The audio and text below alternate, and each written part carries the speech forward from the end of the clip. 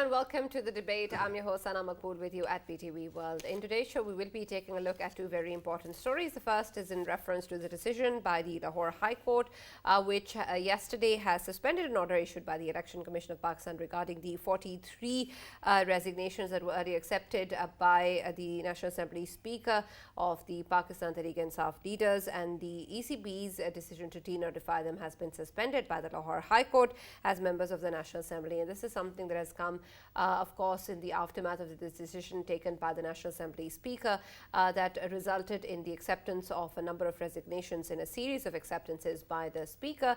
And because of that, the ECB had denotified these particular 43 members as well, but that was done so after they had withdrawn their particular resignations from the National Assembly. So keeping that case in point, the petition was filed and the Lahore High Court had yesterday suspended this particular order and also put on hold the denotification and the conduction of the by-elections. And so we will, of course, take a look at this particular issue in terms of the legal options available and what the future holds in terms of the ECP and these resignations. We'll also be taking a look at the Jail Bahro Tehreek, which is already announced by the PTI chairman, in which he has called for a non-violent movement, and he's also called for something which is not going to have an economic impact of the country regarding the current economic conditions, and has asked his PTI workers to register, and something he's going to announce later as to when exactly will this movement start. What it aims to achieve is, of course, still yet to be known, and how exactly is this going to evolve and develop and impact the political situation, particularly in KP and Punjab and the rest of the country, remains to be seen. So that's going to be our focus in the first segment of the show today. In our next one, we're going to be taking a look at the issue of the smuggling of dollars into Afghanistan from Pakistan, which have been reported to be up to $5 million that have been smuggling into Afghanistan every single day. And considering the kind of situation that the country has been facing, this is, of course, a massive issue and a massive influx of dollars that have been going into Afghanistan at a time when Pakistan is still struggling to get the same currency, and, of course, dealing with the IMF and on very tough conditions as well. So we're going to be taking a look at what this means and what this inflow is regarding the current conditions and how the Taliban regime in Afghanistan seems to be surviving through this particular influx, or is part of this influx in any other way, and how can this be curbed in order to protect the economic conditions within the country as well. And then, of course, not be supportive of any such moves that are illegal and that call for any action to be taken both at the domestic and international level. So that's going to be discussed in our second segment of the show today.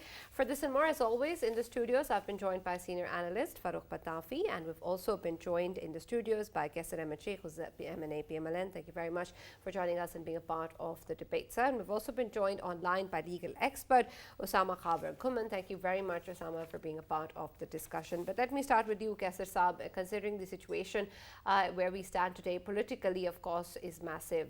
There is, of course, the decision or the order coming in from the Lahore High Court regarding the ECP's denotification of the members of the PTI in the National Assembly. But this also points out to the larger political context that we are currently in, especially in terms of KP and Punjab, the elections that are upcoming, and then, of course, the Jail Bahro Tehreek that has been announced by the PTI chairman. And so when we look at this particular situation where the 43 members denotification has been suspended, what do you make of what is going on at the center and the situation that the PTI currently has to face? Bismillah ar-Rahman ar-Rahim. Recently, that judgment of Lahore High Court of notification of suspension of 43 MNAs, which was ordered by the Speaker National Assembly. Now, of course, this is a court judgment, and it is a legal matter, but the thing is that whether the Speaker judgment is prevalent or that the court can intervene in that judgment. Judgment is there from the High Court, Lahore High Court. I don't know what is the exact legal position, because I feel that the Speaker, when the prestigious institution of National Assembly, the Speaker, Honorable Speaker, gives a verdict or any decision, and that can, if that is challenged, that is a big question, and that has to be finalized. I don't know whether government intends to put it to Supreme Court, to go to Supreme Court or not. But this is very important and pertinent matter, that the judgment made, the decision made by the Speaker National Assembly is now has not been approved, and the judgment is against that ruling of the Speaker. So that has to be seen, and that has to be decided whether what is the exact legal position. And I think this can go to Supreme Court, or I don't know what it is the outcome of this. But if that suspension remains there, then those 43 members will come to National Assembly, will take charge of their position. And I think that is interesting. I personally welcome those members, that we feel that there should be a voice of opposition there. At present, we are lacking with the very forceful voice of opposition. There are some members sitting on the opposition benches, but still I feel that if these 43 members, if final judgment is there and that decision prevails, then there will be some better debate and good discussion in National Assembly. I welcome. I think we have been inviting those members of the PTI throughout last 8 to 10 months. Because I feel that opposition is the very important part of the whole institution of National Assembly.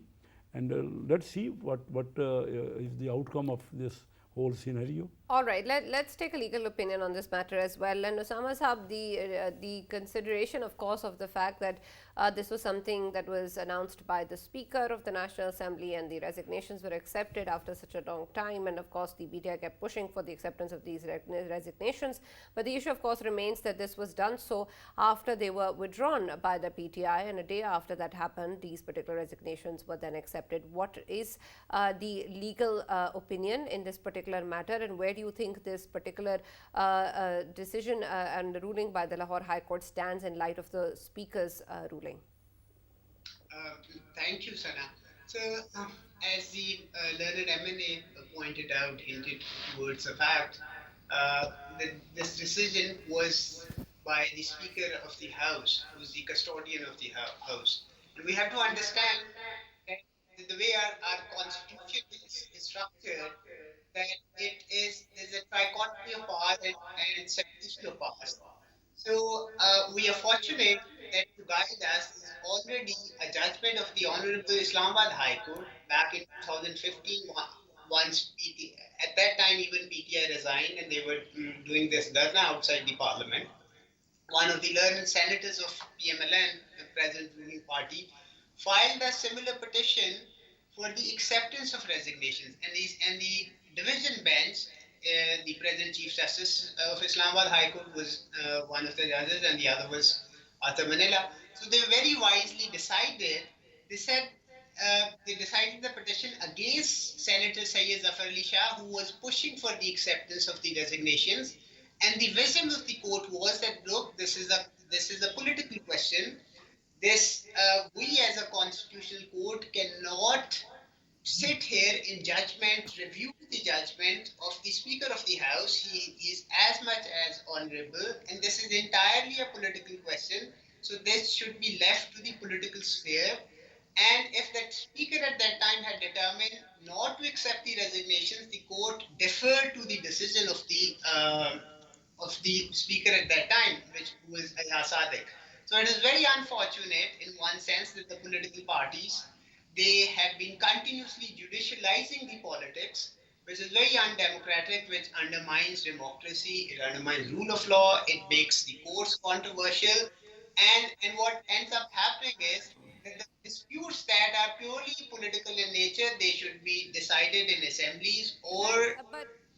But Usama Sahab, then on what basis has the decision of the denotification been suspended by the Lahore High Court? So let me just clarify. This is not the final decision. This is just an interim order, which till the final adjudication of the petition. But even so, it is the court ultimately, once it decides, it can decide to withdraw this order, and also perhaps the resignations could be ultimately Speaker's decision could be sustained. but even as an interim, what in common parlance is called stay order, even stay order, granting a stay order, especially once there has been election schedule has been announced for 35 similar resignations previously, and now these more resignations. But having said that, the other point, it appears that the speaker has also not acted very bona fidely.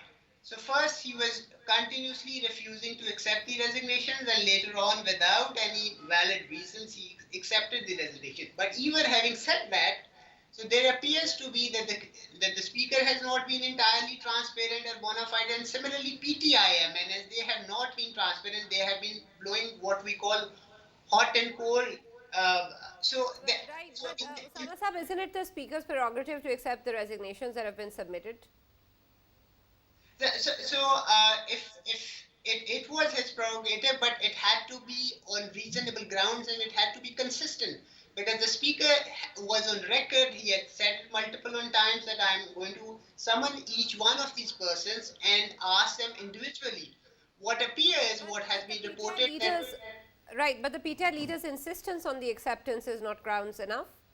And by the way, uh, could you also, hang on, Osama Sahab, could you also clarify in where exactly in Constitution it is written that the speaker will have to individually, clarify or check whether a person has actually resigned or not? Because this matter has also been subject to a lot of debate and speculation in the past. so the main article of the Constitution which deals with the vacations of seats is Article 64. But then there are rules of business which are called Rules of Procedure and Conduct of Business of National Assembly, framed in 2007. And there's rule number 43, which imposes an obligation upon the speaker to confirm either personally or through conduct an inquiry to fulfill at least three criteria: that the resignation was submitted voluntarily, it was not, and the resigning member, he did not withdraw before the speaker accepted it. So the Honorable Islamabad High Court in the case that I just mentioned laid down these three conditions. So the rules Right. of business But hang on, contain hang on, hang certain on. conditions. Let me go back to the Constitution itself. What does the Constitution say about the powers of the Speaker, sir? So the Constitution itself says, I can read it for you. A member of say by writing under his hand address to the Speaker, uh, or to the Chairman, resign his seat, and thereupon his seat shall become vacant. But the rules of procedures of the National Yeah. Assembly are And hang on, sir. I'm asking about the Constitution for a reason. Under any circumstances, can any rules of business amend the Constitution of Pakistan? The short answer is no, but as long as there are rules of procedure, the speaker is bound to follow the rules of procedures unless they're amended by the House itself, or the rules of procedures are struck down by a court, which is again not a desirable thing, but the courts can do that. So as long as there are rules of procedure, the Constitution itself is not supposed to contain minute provisions for each and everything. The rules of procedure, they are made under the Constitution. The Constitution itself grants authority for these rules of procedure. So these are not ordinary rules of procedures. They are at a very high pedestal, constitutionally speaking. So the Islamabad High Court has laid down these three conditions. So, but having said all of this, since the speaker did not, it appears from the fact, did not acted bona fide, and similarly the PTI members did not. So in this situation, the appropriate course for the court should have been that since the boards of these parties, it appears did not acted bona fide, so they should have been left to resolve this issue in the political arena. The court should not have intervened. That is my opinion, and that it's supported by a range of jurisdictions, especially in Right, US. absolutely, Usama Saab, and of course, that is the big hope that we have, that political issues are discussed and resolved in the political arena, but unfortunately it happens otherwise. Qaiser Saab, considering the situation, of course the legalities are there, but in terms of the political impact that this had, because earlier also the speaker was accused of ill intent, and there was a lot of ruckus from the PTI leaders as well, and then now it seems that this is being taken in as perhaps a credibility or a validation of their statements against the ECP and the credibility of the institutions. So considering where we stand now in a highly polarized place where the political parties of course are having their own stances, and then we have two major provinces in the country who also have caretaker setups, what do you think has been the political impact of this particular announcement, and then of course the previous resignations that have been given by the PTI? Yes, you see, this political polarization have heightened. I have been a member of National Assembly since 26 years. I have not experienced such polarization in the previous periods. Of course, there were differences, but it was not of this extent. Now, no decision is accepted by the other party. The confrontation is on very high mode of differences. Now, what we have to do, if we have to find some solution, if all these institutions are being redundant and not, their rulings are not being accepted, and then each and every relevant party will go to the court of law, I think this will not be the spirit of democratic institutions here in Pakistan. So we would have to find some solution. Even there is the PTI is now insisting to have immediate election. Now, even if the elections are held, who is responsible that the results of those elections will be accepted? Because the polarization is each and every election. Now we have seen that election in Karachi. Even then they say there has been various problems, various. But isn't that typical of every election, unfortunately, in Pakistan, even in the past? Yes, it has been. No election has been very free and fair up to now. We had one example of 1970 election, which we claimed that it was very fair. But after that, you see recent elections in our neighbors, no party claims about unfairness of the elections. So we would have to find some solution. There should be some minimum agreement on charter of democracy or charter of other rules and regulations. Otherwise, I think that no election can be held, and each and every, if for example the Supreme Court opened at 12 o'clock in the night, they object that why Supreme Court opened at 12 o'clock at night. Election Commission is not acceptable.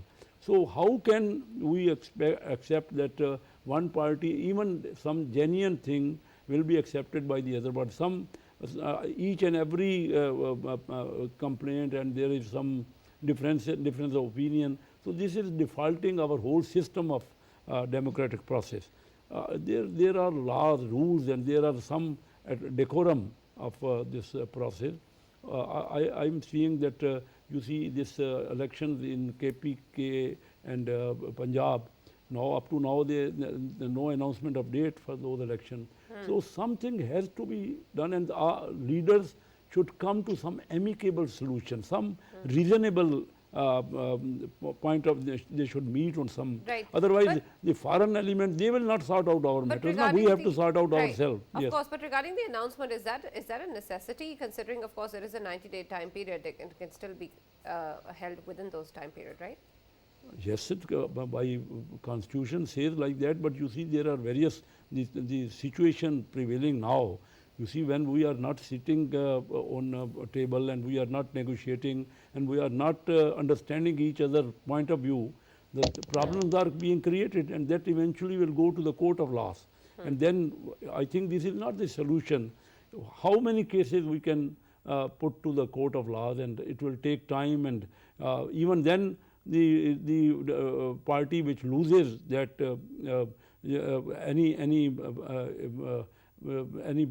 matter they take to the court, they don't agree to that, they don't accept that. The results are not being agreed. So what is the outcome? Absolutely. And this turmoil is increasing day by day. And now in these circumstances, when we are having this economic problems, and then there's some law and order situation, how can these things can be in order? And I'm not seeing that next election will be in time, and until and unless all the parties agree on some reasonable solution. Okay. Yes. Okay, let's talk more about that after a little bit. But Farrukh, there is also, of course, the concern when we take a look at the scenario at the moment, and especially in terms of the matters going to courts. In the past as well, it seems that the matters that have actually gone to court have given us some sort of clarity, or in fact, when we talk about the particular issue, there was always something that we were perhaps not that clear about or needed some sort of explanation. So it may seem that this may be something that is contributing a little bit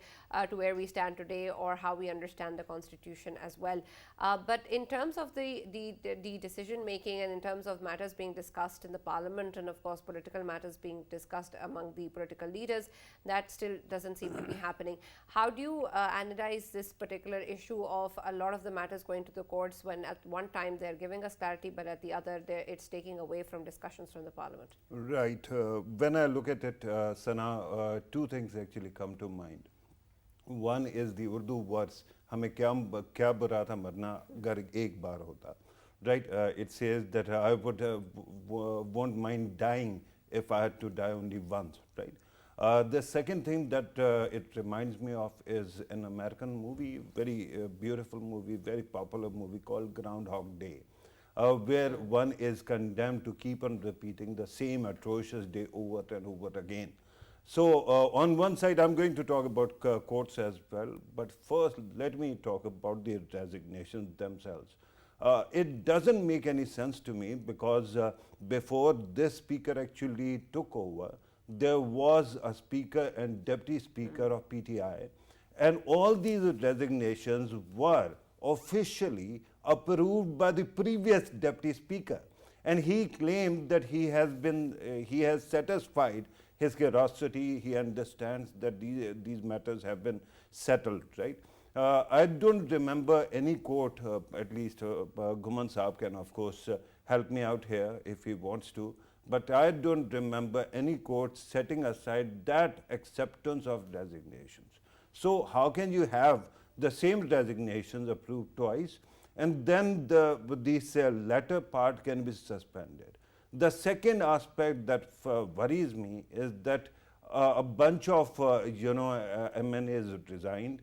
A lot of their resignations were accepted. There are going to be elections in the middle of March on 33, 35 of them. But on the last 43, there has been a suspension. This is also again beyond me. Right? And this actually takes me to the question of honorable courts. I've been saying this, and for the past 10 years, I've been very forcefully defending everything that the honorable courts have done. But as was pointed out by Qaiser Saab and was pointed by Ghumman Saab, and you yourself, your good self as well, that these are very polarized times. So there is a clear division among people, right? There are pro-PDM and anti-PDM.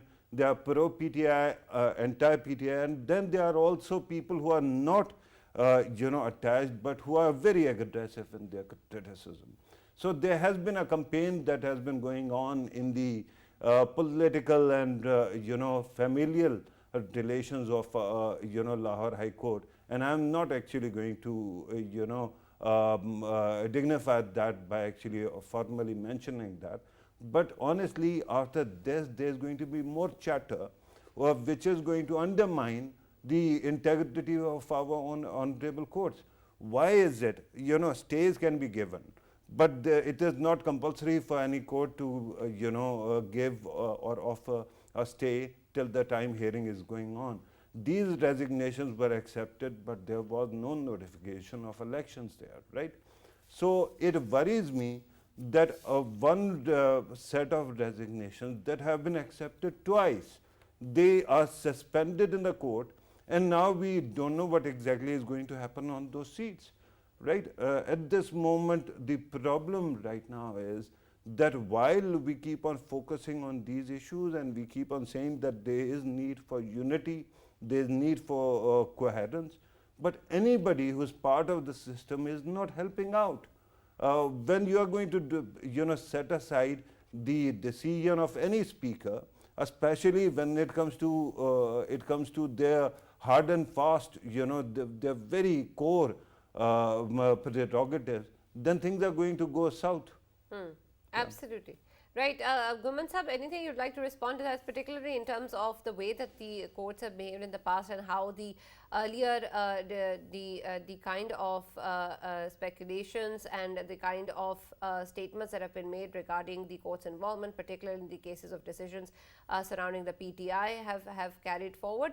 And then, of course, taking into consideration the particular issue of the Deputy Speaker as well regarding these resignations. Usama sahab? Yes, go ahead. 2 points. So responding to what Pitafi said, to be fair to the court, there's a distinction between the acceptance of first 9 resignations, if you would recall, and then 35 more resignations, and then these 43 resignations. So the distinction between first 2 sets, the first resignation and the second one is that the members, resigning members of their party, they publicly expressed their desire and also intention to take back those resignations and go back to the parliament. And the speaker, and which the earlier 9 members whose resignations were accepted, they did not had similarly expressed the intention to go back to the parliament. And the Honorable Islamabad High Court, in the earlier case that I was mentioning, of Sayyid Zafar Ali Shah case, laid down 3-step criteria. First, it said the resignation has to be tendered voluntarily. Second, it has to be genuine. And the third prong is very crucial. It said that the resignation was, before it was accepted, the member had in any way expressed his intention or relinquished or revoked his resignation either publicly or through a letter. So in this case, the party had written a letter to the speaker. They had publicly said so that they are going to go back to the parliament, and the speaker, rather than providing them an opportunity to revoke or recall their resignation, proceeded in a very hasty manner to accept those resignations. So in that sense, I think to be fair to the court, and just laying out the fact that there was a distinction between the earlier resignations and the second resignation. But even then, I think neither the court responded appropriately nor the PML-N. But now coming back to the question of Qasim Suri, the deputy speaker, and speaker saying that we had accepted the resignations, and so this was a pass and close transaction. Then the question arises, why did the new speaker insisted? Why did not he accept the earlier resignations? So I would not have any problem with the speaker if he had followed, if he had been consistent. No, but I understand. So what the but hang on, Ghumman Sahab, hang on. Let me just seek some clarity from you. Let me ask you about, double jeopardy, right? You cannot punish the same person twice. If I commit suicide, you cannot bring me back to life. If somebody has resigned and they have quit the parliament, a speaker comes later, no matter how he pretends or claims, if the resignations have been accepted, they have been accepted, right? So Qasim Suri's, decision or ruling, was it not final, or was it set aside by any honorable court? No, it wasn't. But the present speaker refused to follow Qasim Suri's ruling. Yeah, So but you this is cannot bring somebody dead back to life if you want to. No, If resignation has been accepted, it can't be a Schrodinger's cat, that it is both alive and dead simultaneously.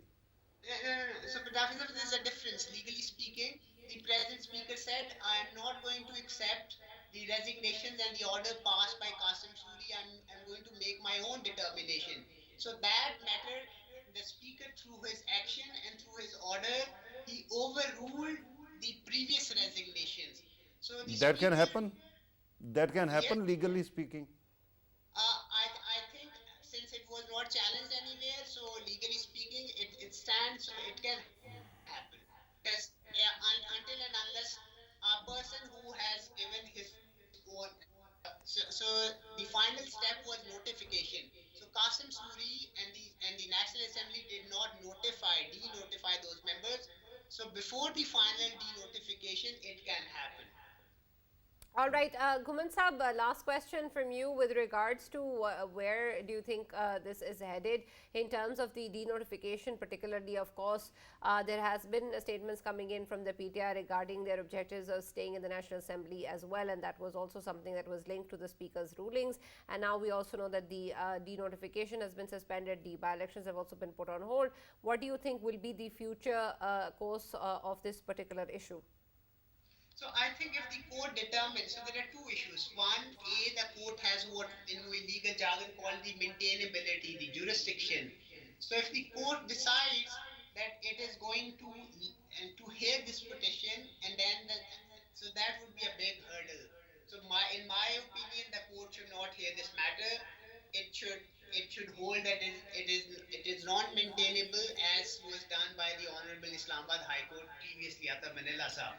But if the court decides, then the next step would be that what sort of judicial review the court is going to conduct. If the court goes into substantive judicial review, which is like looking very minutely at the decision of the speaker, then it appears if the first hurdle is crossed, then the court might ultimately hold that the speaker did not act bona fidely in a very consistent manner.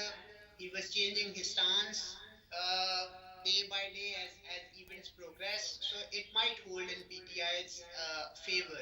But that is dependent if the court decides to hear this matter and decides to review it substantially.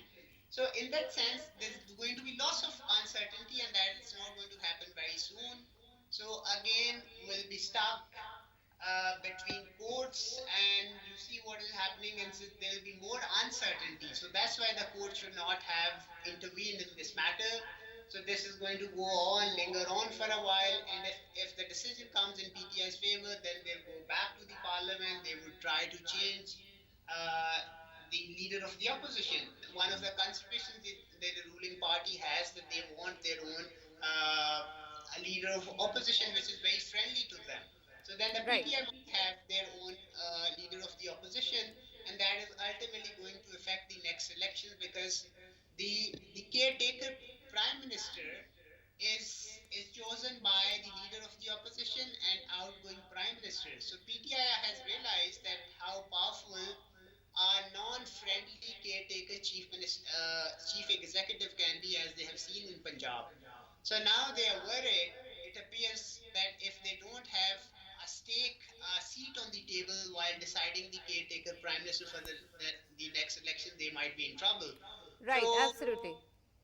Right. Thank you very much, Ghumman Saab, for joining us and taking such an in-depth analysis on the legal issues as well.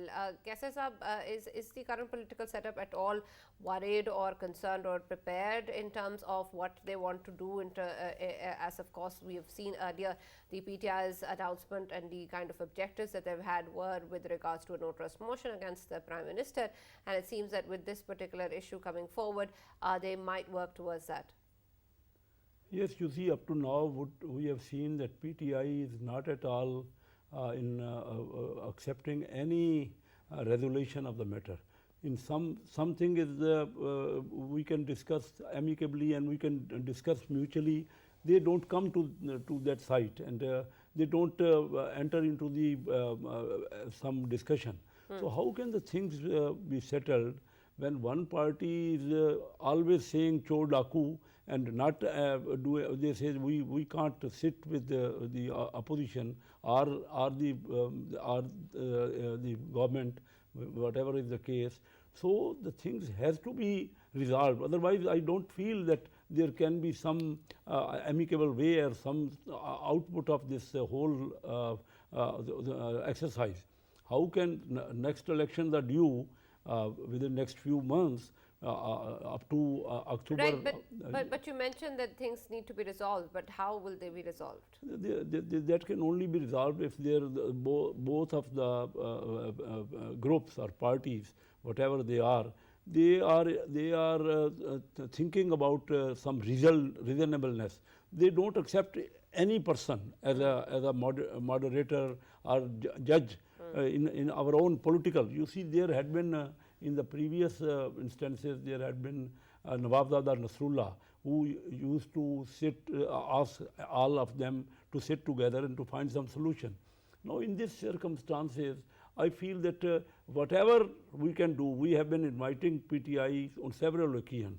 But they, even when there was the Air Force invasion by Indian forces, even at that time, the government did not agree to sit with the opposition. And even at the time of COVID, they did not sit. And this terror incident in Peshawar, this is a very acute problem here.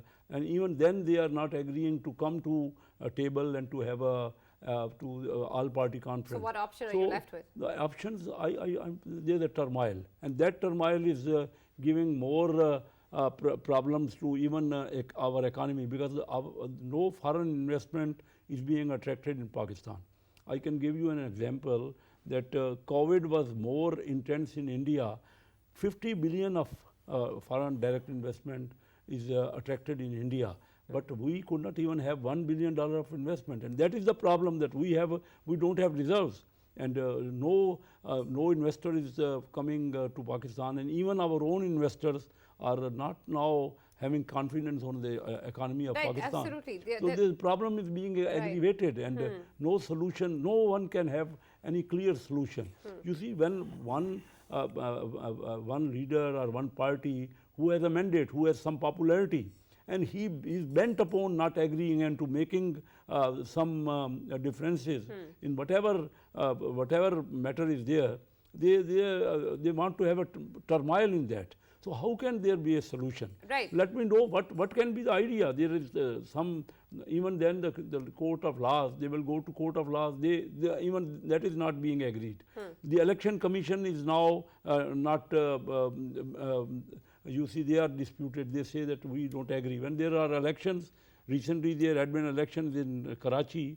They say that it was not fair election. Right, and I understand the dilemma, but Farrukh, where we stand today, of course, this is something that has always perhaps evaded us in terms of how we come to the same collective stance where the political parties get to a point. But in terms of the issue of these resignations and, of course, the credibilities of institutions such as the ECB put into question, and then the PTI's announcement of political measures such as the Jail Bahro Tehreek and others, where do you think that there can be any particular potential of any such possibility of resolution that Qaiser is referring to? Right, Sana, I think the only way to actually resolve this matter is that all the measures that PTI is taking, they all fall through, right?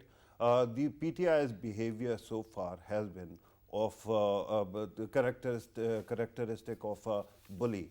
I'm sure that when you were growing up, when you were going to school, Sana, you must have faced some bullies in the class as well. What do bullies do in the class? They, or anywhere for that matter, they seek special treatment based on their own physical or their ability, their attributes, physical attributes, or their ability to frighten or threaten people. Every time PTI has done some big boo-boo, it has gone back and sought some kind of concession, and for the system to create some exceptions for it. You resigned in 2014, you kept on insisting, then you silently came back, and the system kept on holding its breath. Similarly, when it came to Punjab's chief minister, PTI dropped the ball. When the matter actually went to the ECP, the decision was taken, then they tried to actually go back and seek some kind of concession from the courts. Similarly, they resign, they accept their resignations, and now they are in courts that there should be an exception. So whenever system concedes so much for one party or one element, one bully, it actually compromises its own integrity a bit. Everybody who keeps on saying that PTI gets special treatment, or for that matter it has ladla, they see some merit in this accusation, because for nobody else there will be so many concessions as we have seen for this one single party. Right. And you know, repeatedly you were talking about Parliament. Of course, Parliament is also responsible or complicit in this state of affairs. You know, regarding recently a journal died and there was an attempt to offer Fatiha, right? The religion of, you know, a prophet who led the funeral of, you know, Abdullah bin Ubay, one of the biggest munafiq, even that religion, their religious party is blocking that Fatiha to be from being offered. Right. When you have this kind of polarization in the Parliament, of course it is going to go elsewhere. But what are the other institutions doing? Why so much concession? If I say something provocative on television, I will be thrown out.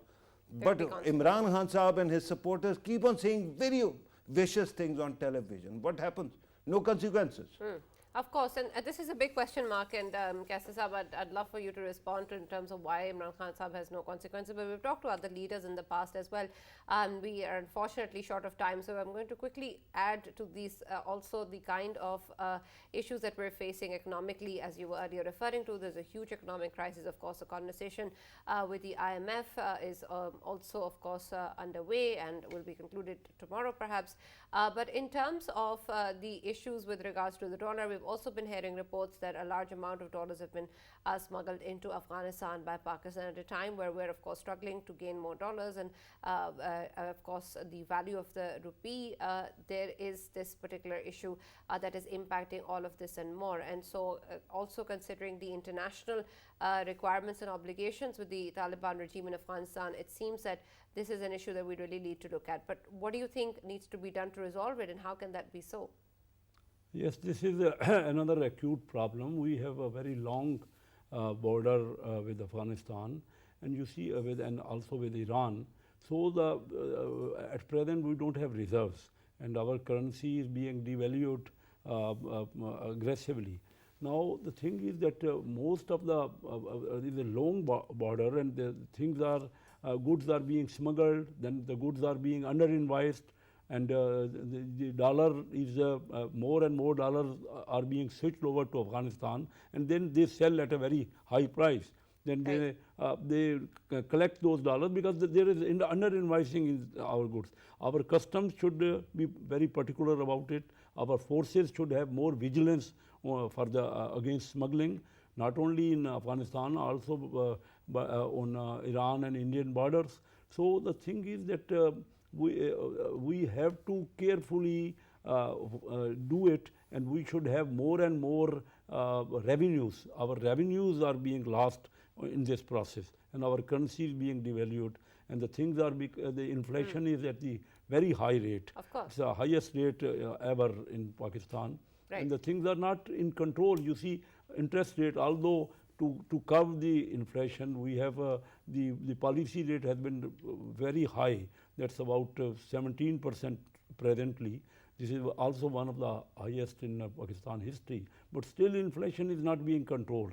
So the thing is that we should have a clear cut, there should be less import duties, the smuggling should be curtailed, and the under-invoicing should be checked. And all these things are very important in order to find some solution that more and more dollars are coming from Afghanistan, and you see our goods are being smuggled there. Even our foods, wheat, and even the food items are being smuggled. And the thing, it's not so easy. But at present, Pakistan is not having good situation economically, and if so we don't control it, then it will further be aggravated. Right, we need to be more mindful of that. Thank you very much, Qaiser Ahmed, Sheikh Saab, for joining us and being a part of the discussion. Thank you, Farrukh, for being part of the debate as always.